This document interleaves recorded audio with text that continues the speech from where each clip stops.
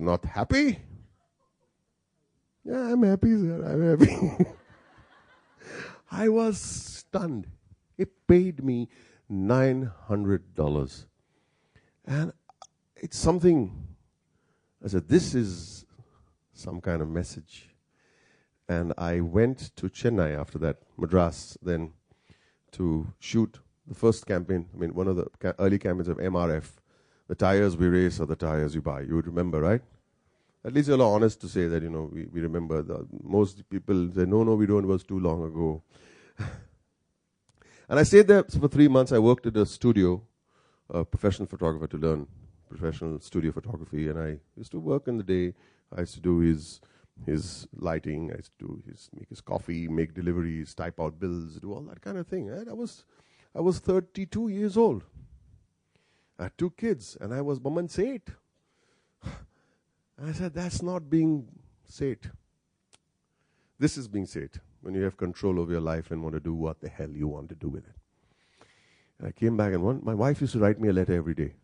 Every day. 6-page letters. Every day. Mostly about the maid has not turned up. And all you guilty faces laugh the most. Hey, dandy. In Bombay we call it dandy. Dandy mara. Dandy means, I don't know what you say, call it in Delhi. Chutti, chutti le li. Chutti nahi, this is just didn't turn up. Anyway, so one day she calls me up and she says, Boman, Norway has sent a check. I said, hey, don't lodge the check because they've already paid us. There's some mistake. Okay, but keep that check. I want to have a look at it. So I go back after 3 months. My kids suddenly started looking bigger. And I said, show me the check. And she showed me the check of $900. It felt so nice, Dollars were not a very common thing we spoke in those days. And I opened them. Very proud. Opened the advice, and on the backside there was advice on the check. And it said, and it read, $900 for reusing your photographs.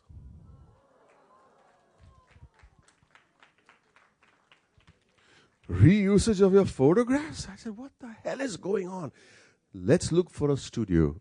Let me become a professional photographer. This is the windfall that I needed, and a sign. You work hard, it'll be rewarded in some cosmic way or the other. This is cosmic. This is a miracle. Walking on water is not a miracle. This is a miracle. Somebody is sending you signs, right? And guess what? They send me another check of $900, and another check of $900, and another check of $900, and the last check was a $600. And I said, hey, these guys, I'm cheating them. But can you imagine? They overpaid me as far as I was concerned.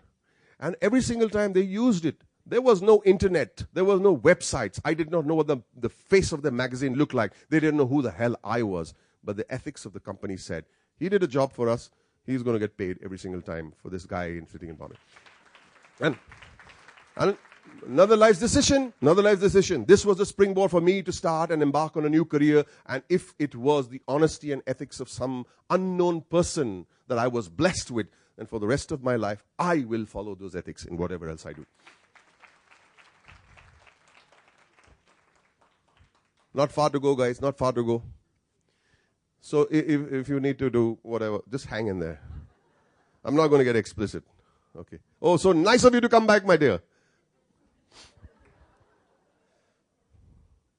So I come back and I start a studio, and as all good screenplays go, intention has to be with obstacle. And the obstacle came. I did not have a single job for almost 2 years.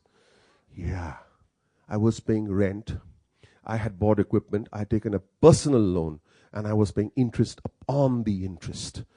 The interest became a capital. I was paying interest on the capital of the interest. And I said, what the hell is going on in my life? I got 2-3 small jobs, And I didn't have money to pay for my rice plate.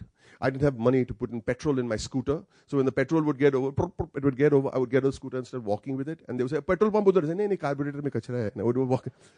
And I would take it home, and then I would borrow money. And it was bad. It was bad till one day my wife came and told me, God bless her. She said, are you thinking of giving up your artistic, creative dreams? I said, yes. Saying, I dare you. I dare you. I've got my wedding jewelry in the cupboard.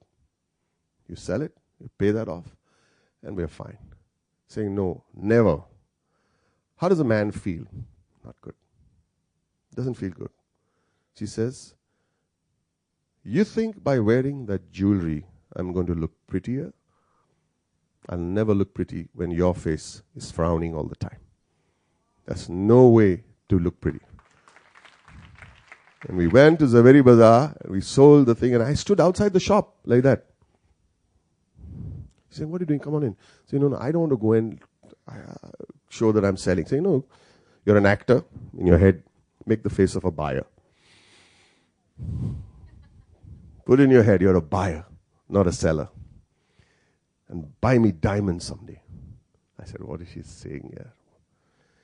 Well, I'm still buying those damn diamonds. And then things took a turn for the better. I need to show you something. Things took a turn for the better. That's the check. The last $600 check. And then, things started doing well. I got the Miss India campaign. I started doing Raymond stuff. That's Neha Dhupia. That's Shabana for a film poster. That's Rani Jairaj, Nasruddin Shah, some of the boxing pictures. There I was, doing my thing. And I did well. I did okay. And one fine day, one more Parsi with a long nose walks into my studio. His name was Shamak Davar. All right? Shamak Davar. Everybody knows Shamak Davar? Yeah. Okay, that's nice. I'll tell him that. Shamak Davar walks into and says, I'm very ugly. Darling, I'm very ugly. Look at my nose. Wow, please. I took his pictures. And then, at the end of it, he said something to me, which struck me. He's psychic. Genuinely. Not psycho. Okay, he's a little psycho too, but he's psychic. And he said, darling, you're going to be very famous. I said, why? As a photographer? I said, I don't know. But you're going to be very famous. I said, yeah. Okay. Let's shoot. He came back to my studio after 6 months and said, I'm taking you for lunch. Free lunch, let's go. He took me to meet a gentleman called Alik Padamsi instead of taking me for lunch. Alik Padamsi. And he says, you know something? Don't fool me. I know you. You're an actor. You are a decent photographer, but you're an actor, and you always wanted to be an actor. And in my heart, I can tell you, I've met a lot of people. You're an actor. And Alik Padamsi is producing a musical called Roshni. You audition for it and do it. I said, Shamak, I don't have time. I need to pay bills. These shows pay 200 rupees a night. I cannot afford it. He's saying, just come with me. In the lift, he said, sing a song. Somewhere. He said, very good. You sing in tune. We go in and I audition for Alik Padamsi. I sing my heart out. Right? That's me. That's Shamak. And Alik is talking to Shamak but looking at me. Alik walks like virus actually. I chori kar out his walk. And guess what? I chori kar out the lisp from little me.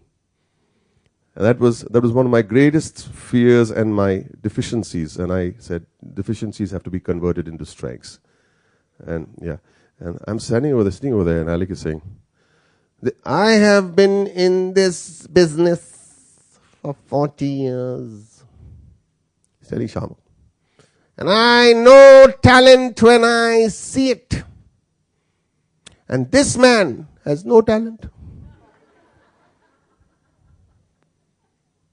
I said, Shamak, let's go. He's like, no, darling, sit down. Alik, if you don't take him, I will not choreograph your show. I said, okay, you got a role. And believe it or not, the first role that I ever played was a 3-minute role, a cameo, a walk-on part in a play. That's the first time I acted on the professional stage for 200 rupees. And the role was that of don't be embarrassed, ladies, you can clap, was that of a pimp. My first role was that of a pimp. I come and I'm a pimp and I do one Elvis Presley thing, kind of thing. And I'm playing this pimp. And guess what? My mom came and watched every show. And in the interval, like good Parsi mother, she would go around the interval where we were having chutney sandwich. Hi, how are you? How's my son? Who's your son? Arey, the pimp, he's my son. Only a Parsi lady can do that. Proudly announce to the world that her son is the pimp. Parsi log kasam se. Anyway, that show was a long-running show. It ran for 3 hours. It packed up in 7 shows. It flopped. But next thing I see, Rahul Dikona comes and tells me, hi, it was very good. I got a standing ovation, man. I couldn't believe it. I'm saying, hell, I love this. Lights, stage, whatnot, public clapping. Wow, I love the stage. I just took to the stage like fish to water. And in the wings, Rahul Dikona comes up and says, what are you doing in December 4th, 5th and 6th? I said, nothing. What the hell are you doing? He's saying, I'm doing a play. It's called I'm Not Bajirao.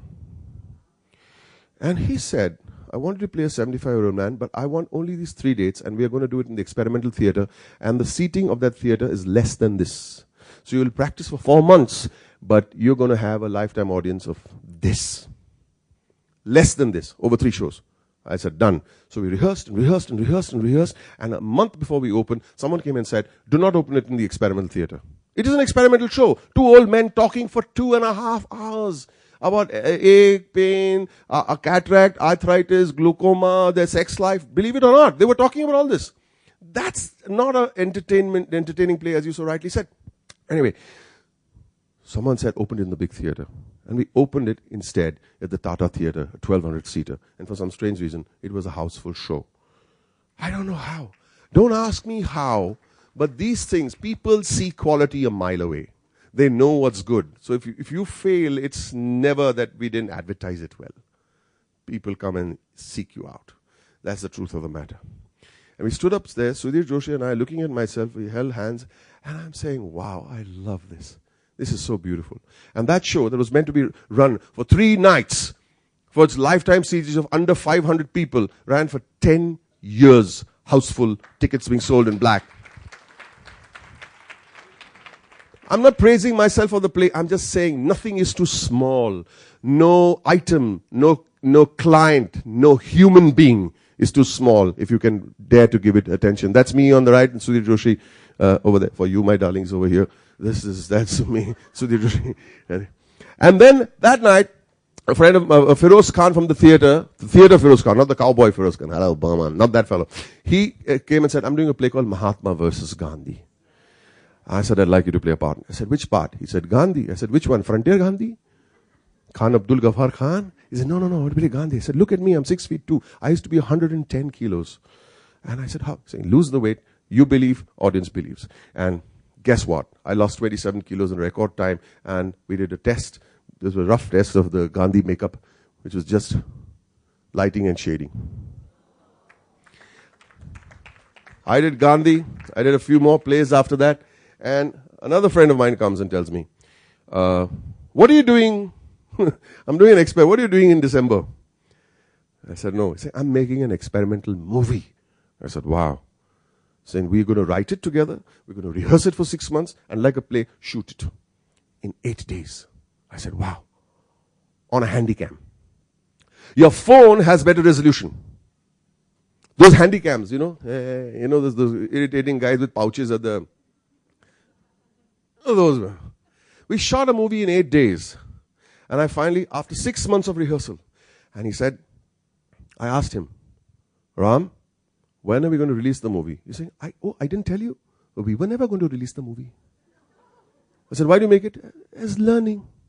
I said, wow. So we had a premiere in his house. We put a small little red carpet. 12 of us attended. We gave it a standing ovation. We had champagne. And we gave it the best reviews. And we were happy. And then someone saw, I've got to complete this story. There's a new twist to the story. Ram has made his second film since Let's Talk, which you're going to see a half a second clip, after 14 years. He's the same Ram Madhvani who gave you Neerja, who I came to Delhi day before yesterday to share his moment with him at the National Awards. So what a lovely journey. Everybody's journeys take. Now this film is being edited at some point. And a gentleman watches, little volume, this clip. Little louder. Volume. कोई बात नहीं. Anyway, all right, no problem. No problem, no harm done, no harm done, no harm done. No harm. So this guy, he's a director producer, and he sees this little bit of editing, saying, "Yaar, ye actor kaun hai? Actor kaun hai? Bulao mere paas." So I go. He gives me dinner, and he gives me a check of 2 lakh rupees.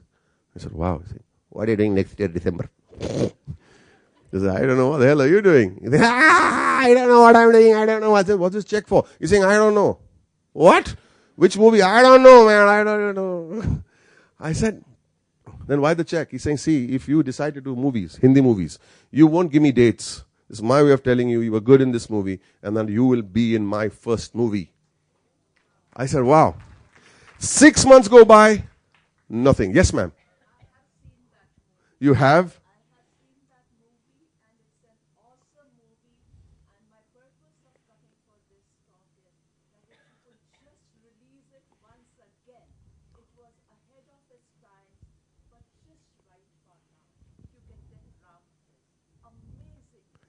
Okay, this is serendipitous. Day before yesterday, we were celebrating Ram's, and we said, "You know what? We should re-release that movie." And I'm going to tell her. Nothing. Nothing. You have the DVD. God bless you. Yeah. Yeah, we shot in 8 days. Thank you so much. Give the lady a big hand. She's making sense. Thank you.